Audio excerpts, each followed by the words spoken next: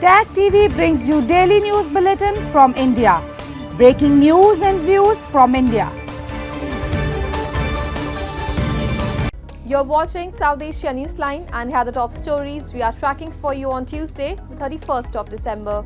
India extending all help to Indian nurse accused of killing Yemen citizen. Taliban bans women employees in NGOs, warn of license revocations.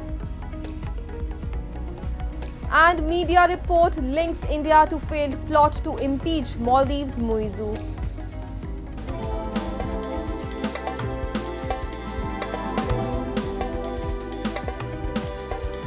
And now for all the details. After Yemen President Rashad Al-Alimi sanctioned death sentence to an Indian nurse, Nimisha Priya from Kerala for allegedly murdering a Yemeni citizen, the Ministry of External Affairs on Tuesday said it is extending all possible help. Priya was accused of murdering Yemeni citizen Talal Abdo Mehdi in 2017 by allegedly injecting him with sedatives to get her passport that was in his possession. Priya was sentenced to death by a lower court in the country in 2020 and the Supreme Court of Yemen confirmed the death sentence in November this year. The Kerala nurse had been residing in Yemen for over a decade, working in private hospitals. After her husband and daughter returned to India due to financial reasons, Priya set up her own clinic in Yemen with help of Mehdi. And India launched its first space docking mission on Monday on an Indian-made rocket in an attempt to become the fourth country to achieve the advanced technological feat. The mission, called Space Docking Experiment, lifted off from Space Center in Andhra Pradesh state aboard the Indian Space Research Organization's workhorse PSLV rocket. After around 15 minutes, the mission director called the launch successful after the spacecraft reached an altitude of around 470 km. The mission is seen as pivotal for future space endeavors, including satellite servicing and the operation of the country's planned space station. In space, docking technology is crucial when multiple rocket launchers are required to achieve shared mission objectives. The Indian mission involves deploying two small spacecraft, each weighing about 220 kilograms, into a 470 kilometer circular orbit. It would also demonstrate the transfer of electric power between the docked spacecraft, a capability vital for applications such as in-space robotics, composite spacecraft control and payload operations following undocking. Moving on, the custodian of the Tosha Khana, a treasury where gifts received by state officials are deposited, on Monday informed the Special Court of the Federal Investigation Agency that former jailed Prime Minister Imran Khan had retained 108 gifts given to him while in office. The hearing was held at Ariala jail where Khan is incarcerated. Evidence presented to the court included records from 100 newspapers related to Tosha Khana gifts, a detailed list of 108 gifts received by Khan, two official registers documenting gift transactions and documentation related to an appraisal by a private evaluator. Meanwhile, Khan's sister said that neither he wants to make any deal with the establishment nor is any foreign country trying to get him released.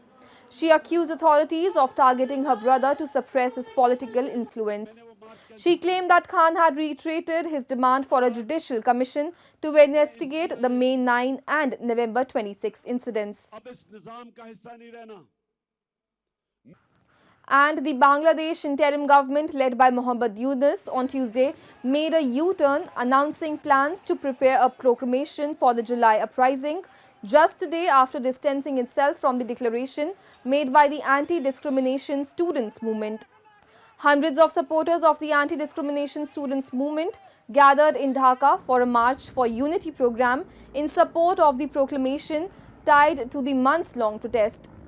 According to local media reports, protesters chanted slogans such as Mujibadar Thikana, Ai Banglai Hobena, Delhi na Dhaka, Dhaka Dhaka, Shesh Hoi ni Judo, Abu Sayyad Mugdo and Azadi na Gulami. The anti-discrimination students movement has argued that the proclamation for the July Uprising will honor the sacrifices of those killed during the protest and the wounded victims while also reflecting the people's aspirations. The proposed declaration aims to draw parallels to the proclamation of independence made by Sheikh Mujibur Rahman, the founder of Bangladesh and father of ousted Prime Minister Sheikh Hasina.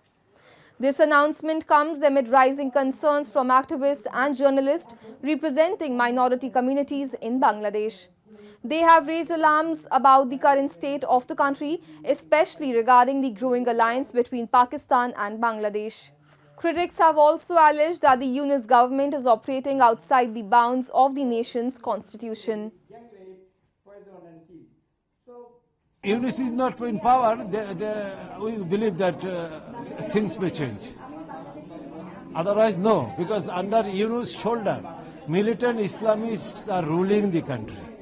So until Yunus goes, nothing will happen.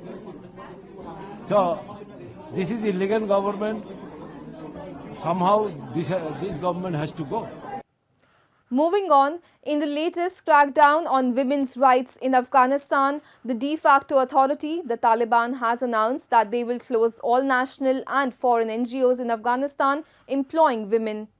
In a letter shared on X, the Taliban's economy minister stated that it is responsible for the registration, coordination, leadership and supervision of all activities carried out by national and foreign organizations.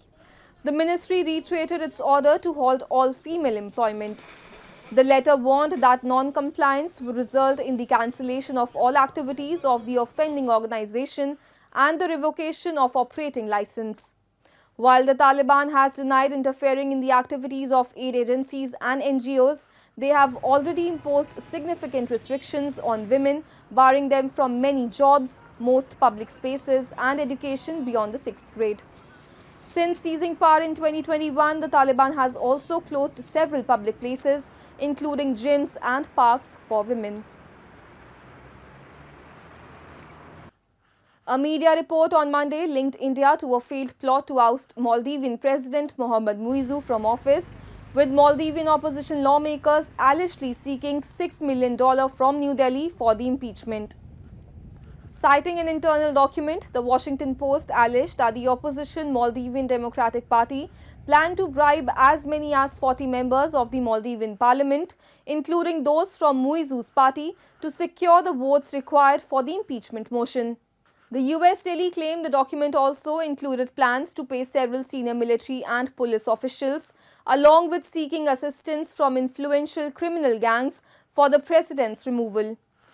According to the report, after Muizzu assumed office in January 2024, officials from India's intelligence wing, RAW, held discreet discussions with Maldivian opposition leaders, exploring the possibility of removing Muizzu.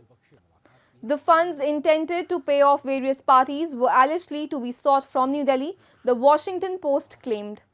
However, the plan reportedly failed to gather enough support to execute a parliamentary impeachment.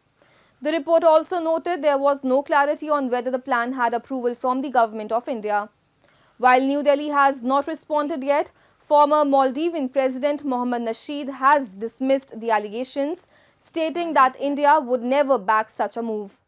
Muizzu, considered a pro-China leader, was elected on a platform pledging to end the country's India First policy, which had strained ties with New Delhi. However, relations have been improving following recent diplomatic talks and meetings. That's all in tonight's edition. We will see you same time tomorrow. Good night.